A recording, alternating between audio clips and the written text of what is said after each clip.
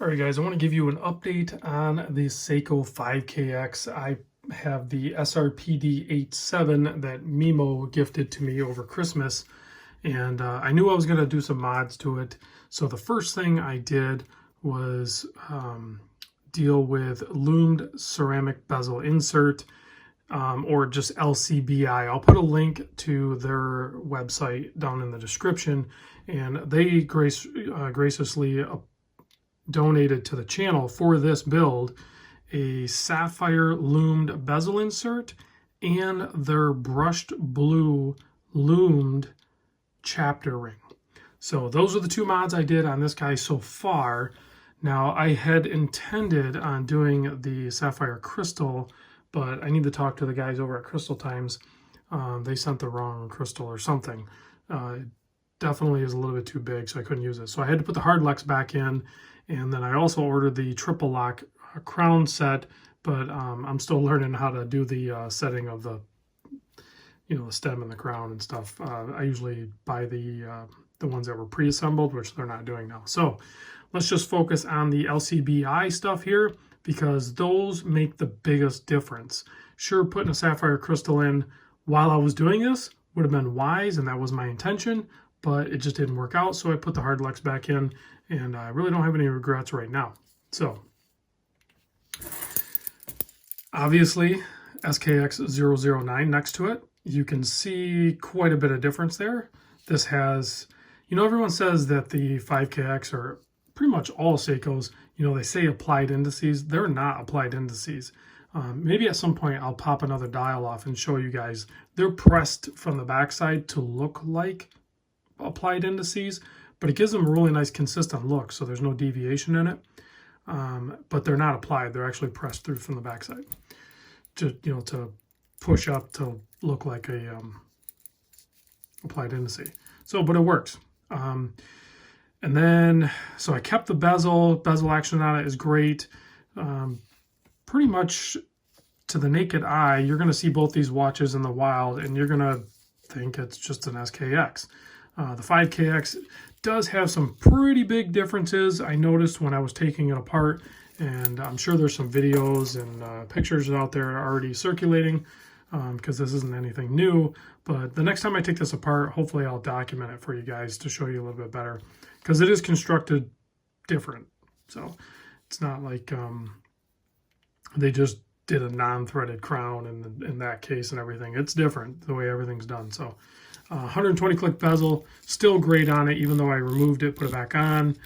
No issues there. Lines up good.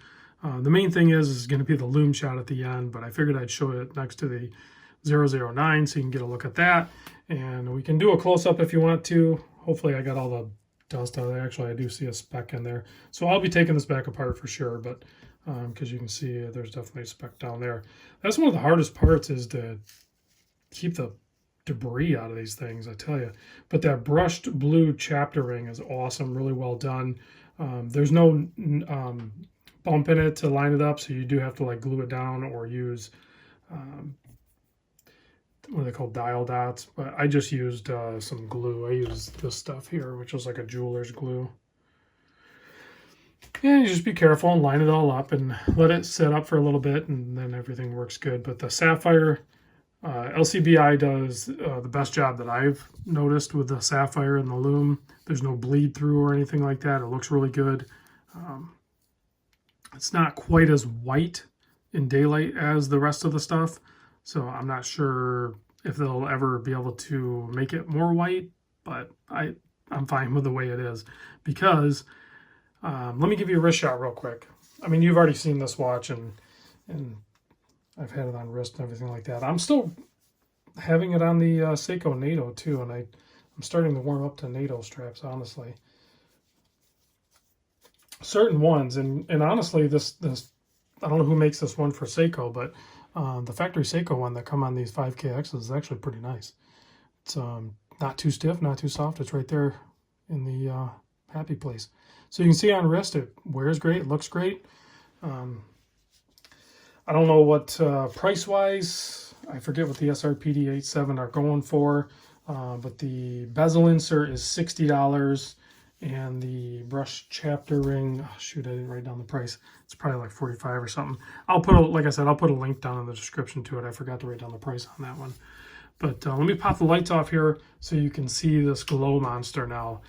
This definitely elevates it. Whether you do this on a 5KX or an SKX, or I think they have some ones for the turtle, that just looks insane. That is so cool.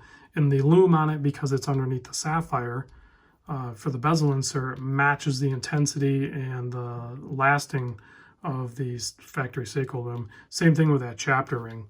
I mean, here it is next to the SKX. It's just killer. I mean, it makes the watch pop. It makes this seem inferior, right?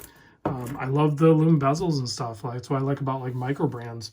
Like if I bring over this Zelos here, I mean, it's a full lume dial, lumed bezel, everything. It kind of puts it in that same world where it's just, you know, for the lume junkies, we like the lume. So when you can do that, and then that added feature of that lume chapter, that is killer.